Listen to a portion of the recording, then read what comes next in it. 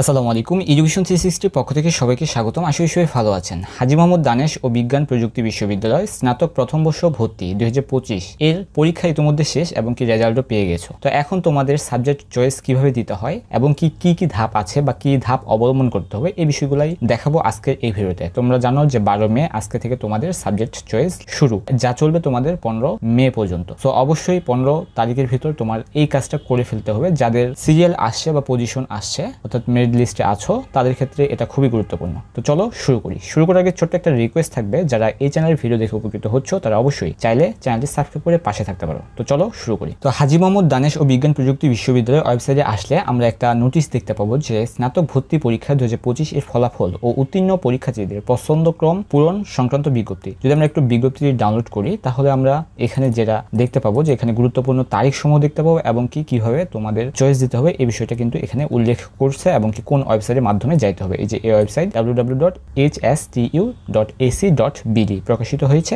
আবেদনের সময়সীমা থাকবে 12/5/2025 তারিখ বিকাল 5টা হতে 15/5/2025 তারিখ রাত 11:59 পর্যন্ত পূরণ করা যাবে। ভর্তির তারিখ ও প্রয়োজনীয় কাগজপত্রের বিষয়ে পরবর্তীতে বিশ্ববিদ্যালয়ের ওয়েবসাইটে জানানো হবে। অর্থাৎ ভর্তি হওয়ার সময় তোমার যে কাগজপত্রগুলো লাগবে সেগুলো পরবর্তীতে ওয়েবসাইটে জানানো হবে। উল্লেখ্য সকল ইউনিটের সিট ভিত্তিক অনুপাতিক হারে ফলাফল ও মেধাক্রম প্রস্তুত করা হয়েছে। তো এটা হচ্ছে সব থেকে বড় বিষয়। তো এখন আমরা দেখব যে কিভাবে তোমরা চয়েস দিতে পারো সাবজেক্ট। তো চলো শুরু করি। তো এখানে আমাদের প্রথমে এই যে মেন ওয়েবসাইটে আসার পর আমাদের এই যে এডমিশন রিলেটেড যে ওয়েবসাইটটা আছে অর্থাৎ মেন ওয়েবসাইট এডমিশনের সেই ওয়েবসাইটে যাইতে হবে। এই ওয়েবসাইটে আসার পর click here two log in এখানে আমরা ক্লিক করব। এখানে ক্লিক করলে আমাদের অ্যাপ্লিকেশন আইডি এবং পাসওয়ার্ড আমরা দিয়ে আই এম নট রোবট দিয়ে লগ ইন অপশনে ক্লিক করব, অর্থাৎ আমাদের মেন প্রোফাইলে যাইতে হবে। তো অ্যাপ্লিকেশন আইডি এবং পাসওয়ার্ড যদি হারাই ফেলে থাকো তাহলে কিভাবে রিকভারি করতে হয় উপরের আই বাটনে একটা ভিডিও দেওয়া আছে, সেই ভিডিও দেখে তোমরা রিকভারি করে নিতে পারো যাদের সমস্যা হয়েছে। তো আমরা মূলত লগ ইন করবো এবং কি প্রোফাইলে নিজস্ব প্রোফাইলে যাব।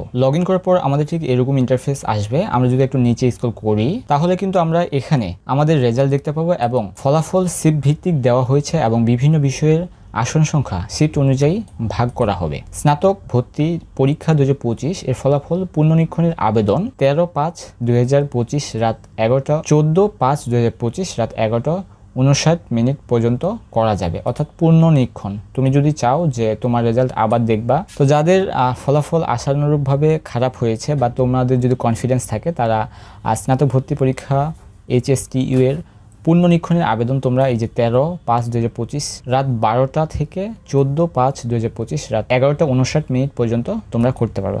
অবশ্যই তোমরা যদি চাও করতে পারো যাদের রেজাল্ট খারাপ হয়েছে। তো এখন আমরা চয়েস কিভাবে দেয় এই জিনিসটা দেখব। তো আমাদের মূলত এখানে এডমিশন রোল দেখাবে এবং কি পজিশন মেরিট পজিশন দেখাবে। মেরিট পজিশন তোমার অনুযায়ী তুমি সাবজেক্ট লিস্ট চয়েস দিবা। তো কোনটা দিলে তোমার জন্য ভালো হবে এই বিষয়টা যাদের রেজাল্ট অর্থাৎ মেরিট পজিশনে একটু বেশি আছে তাদের ক্ষেত্রে তোমরা সিট দেখে তোমরা আবেদনটা করবা। এই যে অ্যাড অর আপডেট অপশন আছে এখানে আমরা মূলত ক্লিক করব। তো এখানে ক্লিক করলে আমাদের ঠিক এরকম লিস্ট দেখাবে, এখানে সাবজেক্ট দেখাবে এবং কি চয়েস ওয়ার্ডার এবং কি ক্লিয়ার ওয়ার্ডার। তো এই বিষয়টা একটু ক্লিয়ার করি, যে ইউনিটে তুমি সাবজেক্ট চয়েস দিবা সেই ইউনিটের সাবজেক্ট সমূহ এই পাশে দেখাবে। তো এখানে তোমাদের কাজ তেমন কিছুই নাই, তুমি যেই চয়েস অনুযায়ী সাবজেক্ট দিবা সেই চয়েস অনুযায়ী জাস্ট খালি তুমি ক্লিক মার্ক দিয়ে এই পাশে চলে গেল। এখন যদি তুমি চাও যে এটাকে আমি ক্লিয়ার করব তাহলে সেক্ষেত্রে যদি তুমি যেটা আগে রাখতে চাও সেটা দাও, তাহলে সেক্ষেত্রে তুমি এই যে ক্লিয়ার করে দিলা, এখানে কিন্তু তোমাদের চয়েস ওয়ার্ডার কিন্তু চলে গেল। তো সেই অনুযায়ী তুমি সাজাবা তোমার সাবজেক্ট।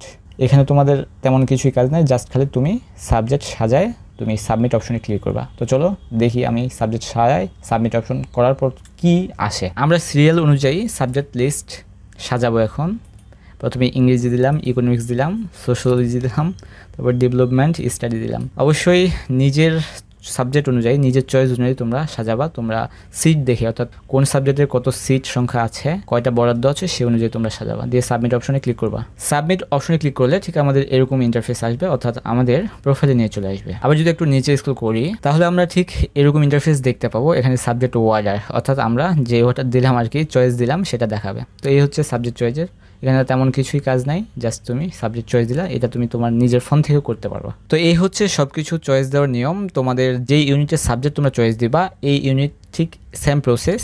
এই ইউনিটের যদি তুমি চয়েস দাও সেক্ষেত্রে তুমি এভাবেও চয়েস দিতে পারবা, বি ইউনিটের ক্ষেত্রে এই প্রসেস। তো এই হচ্ছে তোমাদের সাবজেক্ট চয়েস কীভাবে দিতে হয়। ছোট একটা ভিডিও জাস্ট যদি ভিডিও উপকারে এসে থাকে অবশ্যই চ্যানেলটির সাথে থাকার চেষ্টা করবা। তো দেখা হচ্ছে নতুন কোনো আপডেটের সাথে।